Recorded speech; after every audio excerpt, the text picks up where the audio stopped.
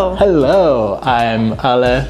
I'm Kira. So today I'm finally not alone, crying while watching at an empty camera and my empty reflection. So sad. And we're going to be looking at the new optical table today. I thought it would be a good idea to try to explain to Kira how this works. And so... Because I know nothing. No, she knows. I know a little bit. This is pretty special, and it has a bunch of functions. The first function is that, as you can see, it has a bunch of threaded holes that can be used to mount pieces. I already started mounting stuff because I couldn't help it. I can use these threaded holes to fit down components, and basically that gives you a lot of flexibility when you're building an optical setup. Then you go like piece by piece, basically starting to put together your optical setup like a Lego. That's very useful when you're building a new microscope that doesn't currently exist. Explain to me what all these pieces are. I know we just moved this table in, but what are each of these things? This is an oscilloscope that lets you basically look at signals, and it's currently hooked up to this guy, which is a sensor for vibrations.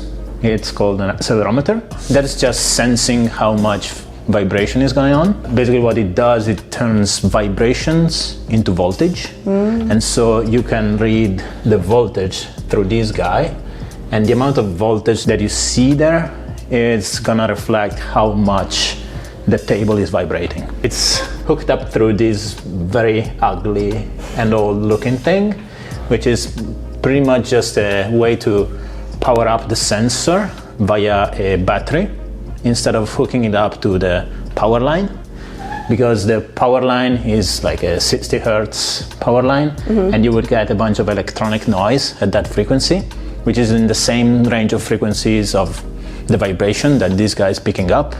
And so you would get a reading that is not accurate. What's the intention, or what's this going to be used for? So this is just to test the performance of the table, because it's not just a bunch of threaded holes, but this sits on top of pneumatic legs that are hooked up to that guy, which is a compressor, air compressor. Okay. So you can see there's a tube going all the way there to a regulator. Yeah, geez. And these basically puts compressed air into the legs, and the legs lift up this table here, which was very hard to put in because it's literally 900 pounds. And but you can see like it's very easy to move around this piece even though it's super heavy, and that's because it's floating. And the idea behind that is that whatever happens outside, you have Clarice in the other room, like she stumbles and falls. If something like that happens, or like a truck goes on the street, Or an earthquake. We're in Los Angeles. If it's just a normal table that is rigidly connected to the floor, all the vibrations that happen will be on the table. And so you don't want that to happen while you're doing a very sensitive measurement. And so this system basically decouples the surface where you're working on from whatever is happening outside. So that's the passive mechanism of vibration isolation. And then there's this little guy here, which is hooked up to some piezoelectric actuators.